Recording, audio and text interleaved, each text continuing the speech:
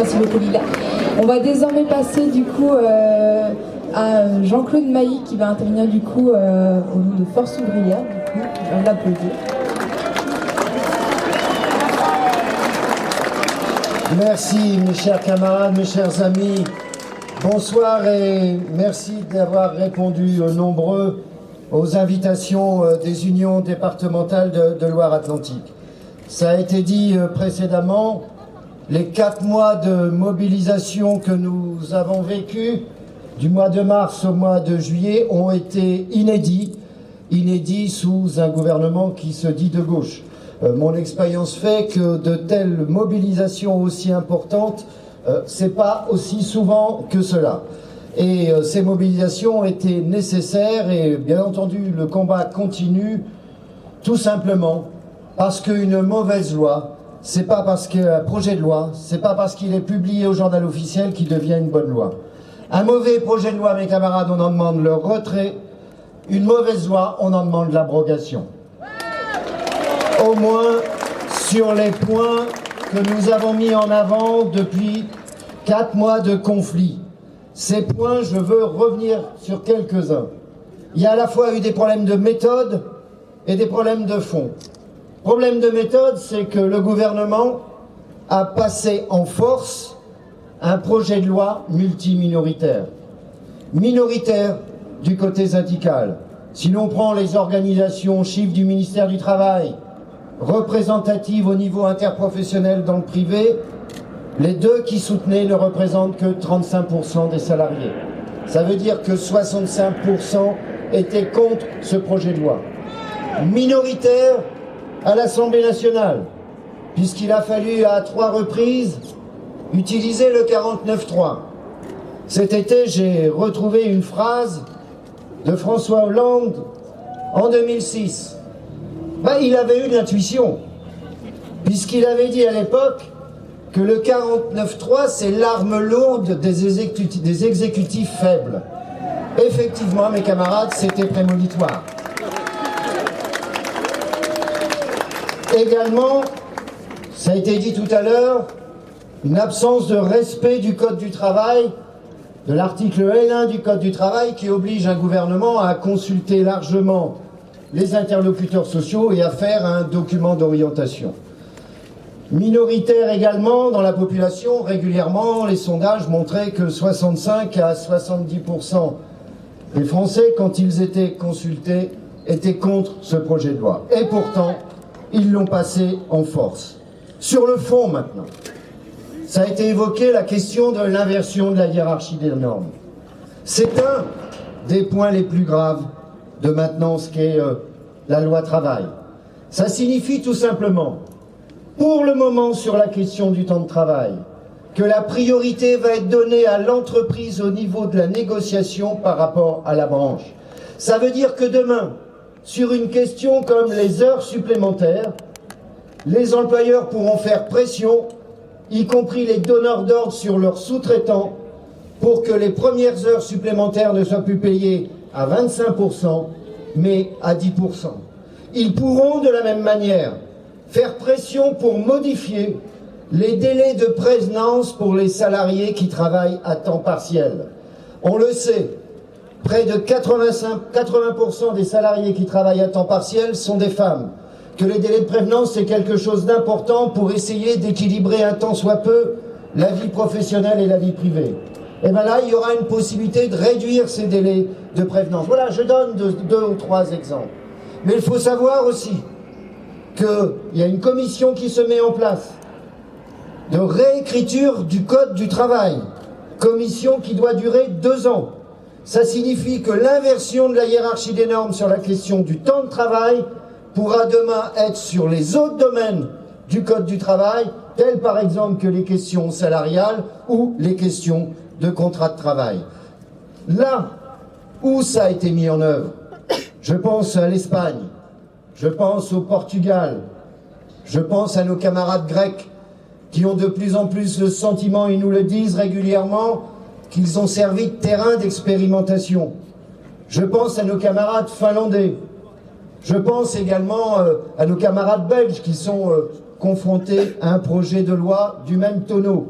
avec partout l'inversion de la hiérarchie des normes, la priorité à l'entreprise et la remise en cause à partir de là, à terme, des conventions collectives nationales.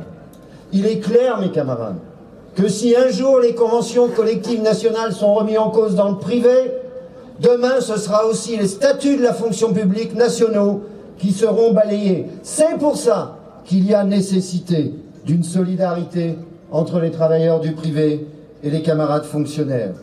Deuxième point lourd, tout ce qui tourne autour des licenciements. Nouveaux critères de définition des licenciements économiques. Une toute petite entreprise, si sur un trimestre elle a une baisse de son chiffre d'affaires par rapport au trimestre de l'année précédente, eh ben, elle pourra licencier plus facilement. Mise en place d'accords de développement de l'emploi, même plus pour le maintien. Ça veut dire qu'une entreprise demain qui voudrait conquérir un nouveau marché, pour être plus compétitive, pourra exiger des salariés une baisse des salaires ou une augmentation de la durée du travail. C'est le licenciement par anticipation. Voilà, quelques-uns et le référendum, bien entendu. Ils aiment le référendum, sauf quand ils doivent se l'appliquer eux-mêmes. Vous imaginez demain un projet de loi minoritaire à l'Assemblée nationale avec 30% des députés ou 35% des députés qui sont prêts à le voter? Qu'est-ce qu'ils vont faire? Ils vont faire un référendum auprès des Français? Bien sûr que non. Par contre, là, ils veulent nous l'imposer dans les entreprises d'une manière ou d'une autre. Alors sur tous ces points, bien entendu, il n'est pas question de lâcher, c'est l'abrogation qu'il nous faudra obtenir. Ce n'est pas nous qui décidons de l'abrogation, ce sont les parlementaires, mais c'est la revendication. Rappelons-nous également que cette loi travail n'arrive pas par hasard. L'élément clé, ça a été en 2012, quand le gouvernement a accepté, le président de la République, de signer sans condition le pacte budgétaire européen. À partir de là, la France, comme les autres pays européens, sont rentrés dans la seringue ou l'entonnoir de la réduction des déficits budgétaires. Et sur le plan économique et social, il y a eu deux actes clés. Le premier, c'est le pacte de responsabilité. Avec le pacte de responsabilité, vous savez, les fameux 100 milliards en cumul sur 3 ans accordés à M. Gattaz, on n'a pas vu le million d'emplois. Hein. C'est pas grave, maintenant il dit qu'il y en aura 2. Pas grave. Et bientôt, c'est le jeu non pas des 1000 euros, c'est le jeu des millions avec M. Gattaz. Bon, c'est pas grave. Donc le pacte de responsabilité, l'objectif, c'est de réduire quantitativement le coût du travail. Baisser le coût du travail. Et la loi travail, c'est plus sur du quantitatif, c'est du qualitatif. C'est accroître la flexibilité et accroître la précarité. Donc il y a bien un lien entre tout ça. Ça s'appelle tout simplement, j'étais à Bruxelles hier avec les camarades européens, et nous avons à la quasi-totalité de la Confédération européenne des syndicats dénoncé les politiques d'austérité en vigueur au niveau européen et dans tous les pays européens. C'est bien une loi néolibérale. Alors maintenant, mes camarades, il va y avoir une campagne présidentielle, je rappelle, mais tout le monde le sait, que Force ouvrière, comme d'habitude, ne donnera aucune consigne de vote. Ce sont les citoyens qui votent dans l'isoloir, on n'est pas leur directeur de conscience. Ça ne nous empêchera pas, bien entendu, de rappeler nos positions et nos revendications pendant cette période. Et on peut au moins espérer que les questions économiques et sociales ne soient pas oubliées. Il faut mieux parler de l'emploi, du chômage et du pouvoir d'achat qu'à longueur de colonne du Burkini pour me faire comprendre. Ça m'apparaît beaucoup plus important. Les organisations dans l'action, depuis plusieurs mois, avaient pris et ont pris la décision, dès le début de l'été, de dire, si la loi passe, à l'époque elle n'était pas encore passée, nous ne laisserons pas tomber. Et pour montrer qu'on ne laissait pas tomber, il y a eu plusieurs initiatives de décider.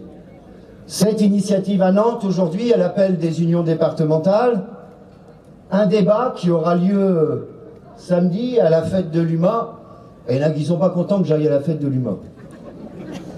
J'ai entendu le premier secrétaire du Parti Socialiste se mettre en colère parce que j'allais à la fête de l'UMA. Il paraît que mes prédécesseurs se seraient retournés dans leur tombe. Je leur ai pas demandé, ils sont morts. Mais franchement, quand j'entends M. Cambadélis dire ça, il y a un truc qui m'est venu à l'esprit. Bon sang, qu'est-ce qu'aurait dit Jaurès s'il avait lu la loi travail? Peut-être qu'il se serait retourné lui aussi dans sa tombe. Alors je voudrais dire, j'aime pas les polémiques, mais j'aime pas qu'on me cherche non plus. Alors je voudrais dire au premier secrétaire du Parti Socialiste qu'il s'occupe de ses oignons, qu'il fasse de la politique, qu'il ne fasse pas de syndicalisme ou de sérose, comme dit Philippe, parce que sinon il va mal terminer, il va terminer comme le Ramon Mercader du socialisme. Et ça, ce serait pas bon pour lui. Voilà mes camarades, donc... et il y aura la journée du 15 septembre où nous avons appelé à des rassemblements et des manifestations. C'est vrai qu'après le 15 septembre, en tous les cas, nous pensons que la mobilisation va changer de forme. On ne va pas appeler à des manifs toutes les semaines. Ceci étant, la mobilisation, j'ai dit et je le redis, ce dossier, ça doit être le chewing-gum qui colle au basket du gouvernement. On travaille actuellement sur des recours juridiques à différents niveaux, parce qu'on peut aussi gagner de cette manière-là. Il va falloir continuer à faire la pression, parce que ce projet de loi est inacceptable et il faudra bien qu'on obtienne son abrogation. Merci.